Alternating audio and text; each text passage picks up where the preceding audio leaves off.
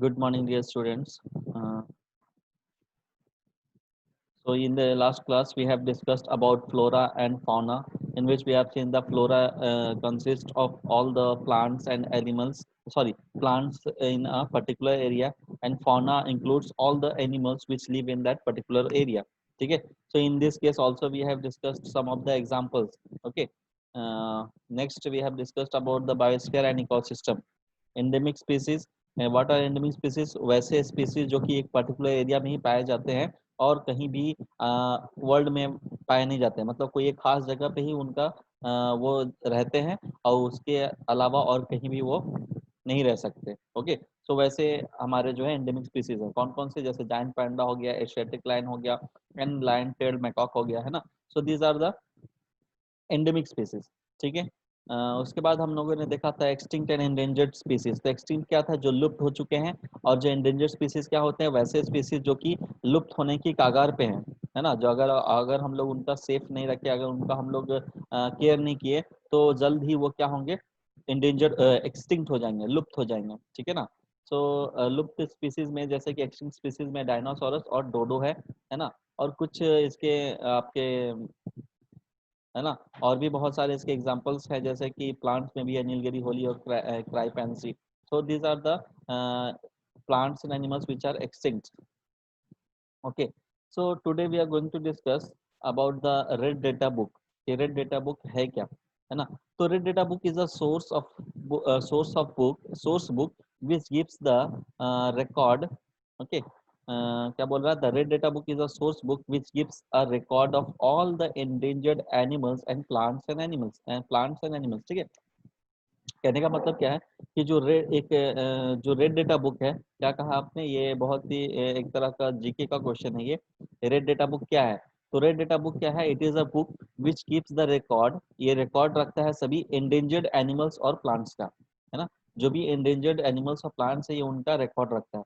This is published by international union for conservation of nature. ये publish किसके द्वारा हुआ था?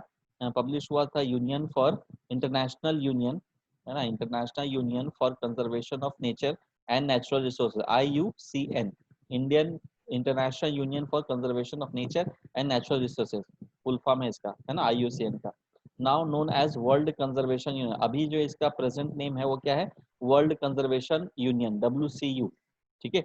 तो इसका ओरिजिनल नेम क्या था? IUCN, international union for conservation of nature and natural resources.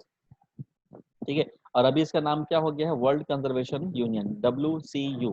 The main M of IUCN is to focus the attention of conservationists towards the species that are endangered and at a high risk। तो main motto, जब main motive था, जो इस book को बनाने के पीछे जो मेन मोटिव था वो क्या था, कि ये ऐसे स्पीसीज का हमें लिस्ट तैयार करना है जो कि एंडेंजर्ड है, जो कि लुप्त होने के कगार पे हैं, उनका हमें लिस्ट बनाना है। और फिर उनका क्या करना है, उसका उनका टेक केयर करना है। ठीक है। उनको देखभाल करना है। ठीक है ना। तो ये सब था रेड डेटा बुक के बारे में। It was all about this red data book. Okay, so moving on to the next, that we have activity number 6.4, log on to www.iunc and collect more information on red data book। You can log in onto this website, that is www.iucnreddeadlist.org, है ना, and collect more information on data। You can also go through this। okay, इसके बारे में अगर आपको ज़्यादा जानकारी चाहिए रेड डेटा बुक के बारे में, सो आप इस वेबसाइट पे जाके गूगल में जाके सर्च कर सकते हो। ओके, नाउ प्रोटेक्टेड एरिया के बारे में देखते हैं क्या है protected areas. To protect the flora and fauna and their habitats. Flora means plant, fauna means animal, and their habitat मतलब उसके रहने के आसपास के जो जगह है। Our government under the wild life protection act 1972 created protected areas.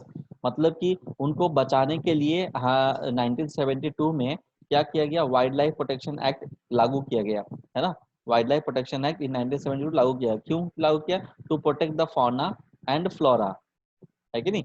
जो कोई पर्टिकुलर एरियाज जो है ना, कोई एक पर्टिकुलर एरिया में जो प्लांट्स और एनिमल्स रह रहे हैं, उनको सेफ करने के लिए वाइल्ड लाइफ प्रोटेक्शन एक्ट बनाया गया। ठीक है, जो कि कब स्टार्ट हुआ? 1972 में। ओके, सो आगे बढ़ते हैं। तो जो उन्होंने जो गवर्नमेंट ने जो स्टेप लिए वो क्या बनाया, कुछ नेशनल पार्क्स बनाए, है ना, कुछ कुछ नेशनल पार्क बना, ओके, और सम वाइल्ड लाइफ सेंचुरीज भी बने, है ना, तो कुछ वाइल्ड लाइफ सेंचुरीज और नेशनल पार्क, जैसे कि Jim Corbett national park Uttarakhand में है ना, दुधवा नेशनल पार्क उत्तर प्रदेश में है ना, Ranthambore national park that is in Rajasthan, Kanha national park that is in Madhya Pradesh, and शिमली Similipal national park in Orissa. ठीक है, तो ये सब सभी जो है नेशनल पार्क हैं जो कि वाइल्ड लाइफ प्रोटेक्शन एक्ट के तहत बनाए गए हैं टू सेव द एनवायरमेंट या and their ecosystem and the animals living in that area, है ना। ये सब क्यों बनाया गया, to save the plants and also animals.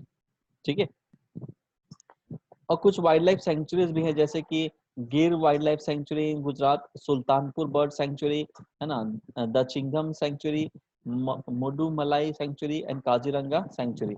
So these are the various sanctuaries which also gets the most of the uh, it protects the animals. Okay, so now according to the world, इस sentence को पढ़ते हैं। According to the World Conservation Union, formerly IUCN, protected areas are the areas dedicated to protection and maintenance of biodiversity along with natural and cultural resources. तो जो according to world conservation IUCN के protected areas are the dedicated to protection and maintenance of biodiversity along with natural and cultural resources. कहने का मतलब ये है कि protected areas जो होते हैं वो बेसिकली मेंटेनेंस और मेंटेनेंस किसकी मेंटेनेंस के लिए होते हैं, प्रोटेक्शन और उसके देखभाल के लिए होते हैं, किसके, बायोडाइवर्सिटी का और along with its natural and cultural resources. ठीक है, तो ये सभी जो है वो IUCN के जो है वो डेडिकेटेड है to the protection and maintenance of biodiversity along with natural and cultural resources. ठीक, protected areas include national parks, wild life sanctuaries and biosphere reserves.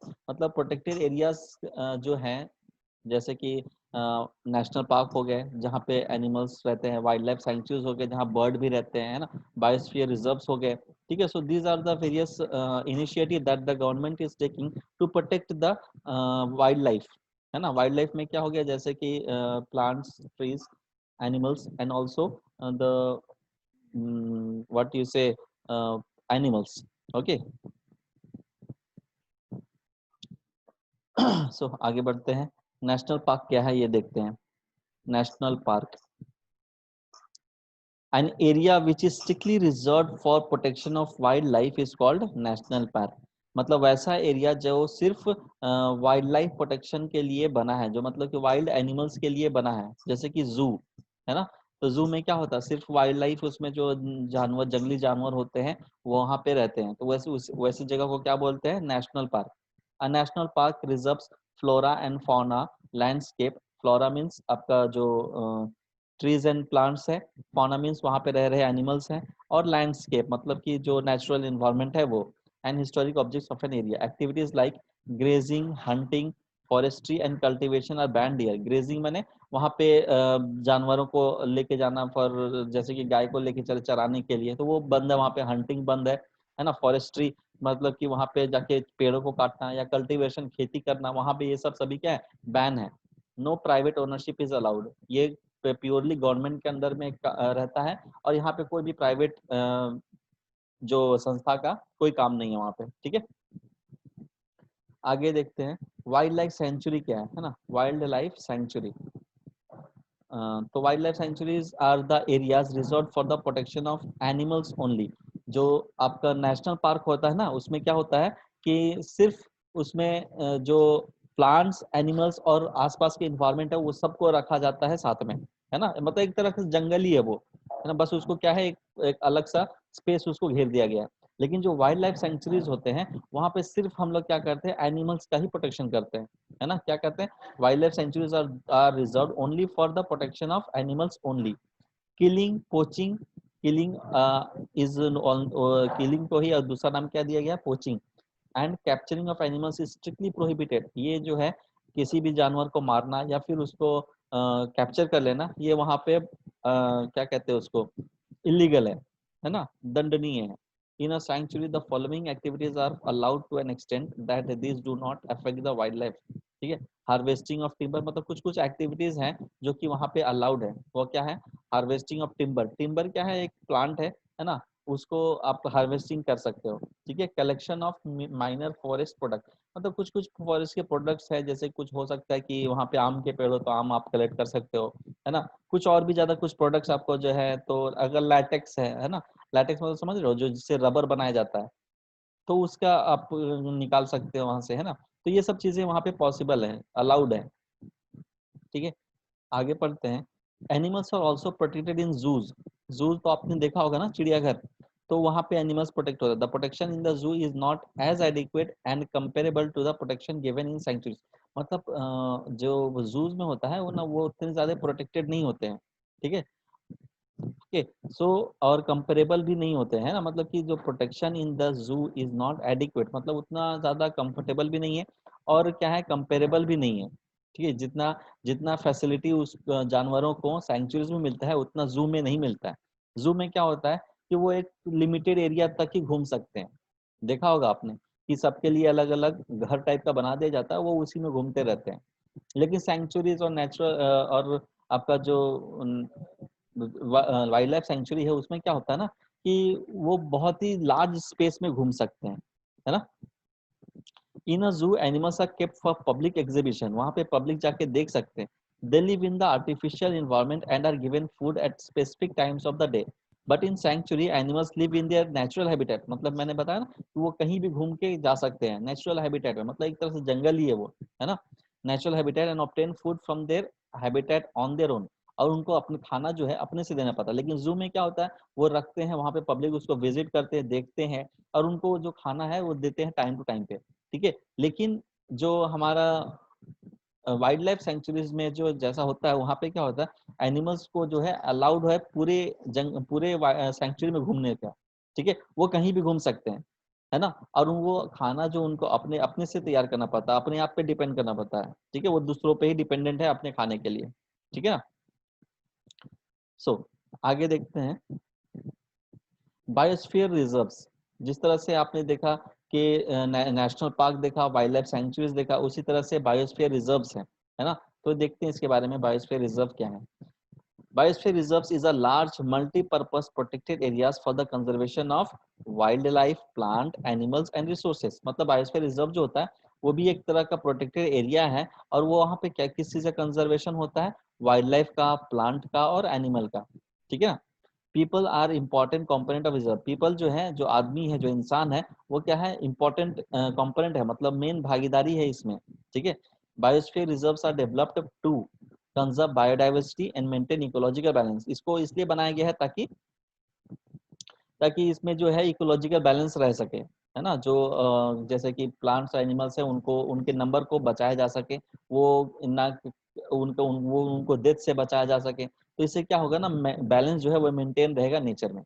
ठीक है, maintain culture of that particular area, मतलब कि उस वहाँ पे जो कल्चर है, जैसे जंगल जिस जिस हिसाब से रहते, जंगल में जिस हिसाब से जानवर रहते हैं, है ना, तो उनके कल्चर को, जैसे कि जू में क्या होता है, वो रेस्ट्रिक्ट कर दिया जाता है, ना वो शिकार कर सकते हैं ना कुछ। तो लेकिन इस केस में बायोस्फीयर रिजर्व में वो शिकार कर सकते हैं। Maintain culture of the particular area, वहाँ का कल्चर मेंटेन रहता है, जंगल है तो जंगल जैसा ही रहेगा। ठीक है, next is permits tribals and other people living in the area to coexist. इसमें क्या कहता है, परमिट्स ट्राइबल्स, ट्राइबल्स मतलब गांव वाले, and other people living in the area to coexist, मतलब उसके साथ साथ जो जानवर तो रहते ही है उधर में, लेकिन उससे सेपरेटेड जो है जो इंसान है वो भी रह सकते हैं वहां पे उसके आसपास, है ना। तो वहां पे permits tribals and other people living in the area to coexist. Okay, a biosphere reserve being a large area may contain national parks। जो बायोस्फीयर रिजर्व जो होता है वो क्या होता है, नेशनल पार्क हो सकता है और सेंचुरीज भी हो सकता है। For example Pachmarhi biosphere reserve consist of one national park, है ना। ये एक तरह से क्या है, बायोस्फीयर रिजर्व जो है वो अपने अंदर ही एक नेशनल पार्क और सेंचुरीज भी अपने अंदर रखता, मतलब कि बायोस्फीयर रिजर्व जो है वो एक बहुत बड़ा हो गया, है ना। उसके अंदर आप नेशनल पार्क भी कह सकते हो, और उसके अंदर आप बायोस्फीयर रिजर्व जो कि सेंचुरीज है उसको भी रख सकते हो। ठीक है ना, तो ऐसा होता है। तो आगे पढ़ते हैं तो कुछ एक जैसे पचमरही बायोस्फीयर रिजर्व जो है, it consist of national park named Satpura national park and 2 wild life sanctuary named Bori wild life sanctuary and Pachmarhi wild life sanctuary. तो जो पचमरही बायोस्फीयर रिजर्व जो है, उसमें एक नेशनल पार्क है, उसका नाम क्या है, सतपुरा नेशनल पार्क, और उसमें 2 वाइल्ड लाइफ सेंचुरीज भी हैं, उनका नाम क्या है, बोरी वाइल्ड लाइफ सेंचुरी और एक पचमरही वाइल्ड लाइफ सेंचुरी। ठीक है, आगे देखो, Nilgiri biosphere reserve has 2 national parks namely Bandipur national park and Nagarhole national park. क्या है, नीलगिरी बायोस्फीयर रिजर्व जो है हैज 2 नेशनल पार्क। इसी तरह से एक तरह Nilgiri national park, Nilgiri biosphere reserve भी है। जिस तरह से जिस तरह से पचमरही बायोस्फीयर रिजर्व था, उसी तरह से नीलगिरी बायोस्फीयर रिजर्व भी है, जिसमें क्या है, 2 नेशनल पार्क्स हैं, namely Bandipur national park and Nagarhole national park. ठीक है, ना आगे देखो क्या है, प्रोजेक्ट टाइगर, है ना, project tiger. The project tiger was launched by Indian government, Indian government ने इसको लॉन्च किया था in the year 1973 to protect the tigers in the country, है ना। प्रोजेक्ट टाइगर जो है वो लॉन्च किया गया था 1973 में, सो दैट कि टाइगर्स को हम लोग सेव कर सके अपने कंट्री में। ठीक है, the tiger population in India has been decreased sharply over the years. In 1948 population of the tiger was about 20,000। सोचो 1948 में 20,000 था, है ना। और जस्ट उसके 40 साल बाद क्या आया, population in 1989 it was 4,000, such A decrease, 16,000 जो टाइगर्स थे वो डेथ कर गए विद इन द 40 ईयर्स, है ना। And went down to 1233 in the year 2000। अभी तो अप्रोक्सीमेटली शायद 1000 के अप्रोक्स में आ गया है टाइगर्स, है ना। It went down to about 1233 in 2000 year 2000 में 1233 ही लायन रह गए थे, और 1979 में कितने थे, 4000 थे, है ना। तो इस तरह से क्या हो रहा है ना, बहुत ज्यादा जल्दी से डिक्रीज कर रहा है। ठीक है, realising this decline the project tiger was initiated by the government of India. At present there are 47 tiger reserves in 18 Indian states. तो 18 इंडियन स्टेट्स हैं, जिसमें 47 ऑल टोटल टाइगर रिजर्व्स हैं पूरे इंडिया में। ठीक है, 47 टाइगर रिजर्व्स हैं, कितने स्टेट्स में मिला के, 18 इंडियन स्टेट्स में। According to the latest tiger census report released by the national tiger conservation authority on March 28 2011 में ये घोषणा किया गया था कि current tiger population is around 1706। मतलब 2011 में वो कितना हो गया, 1706, है ना। मतलब कि हमने इसका वाइल्ड लाइफ प्रोटेक्शन एक्ट के तहत जो हमने टाइगर प्रोजेक्ट चालू किया था, उससे क्या हुआ था कि हमने टाइगर को सेव करना, उसको ख्याल रखना, उसको बचाना हमने स्टार्ट किया। तो धीरे धीरे क्या हुआ, उनका पॉपुलेशन में बढ़ोतरी आई, और कितना हो गया, 1706। और ये कब आया था, 28 मार्च को 2011 में। ठीक है,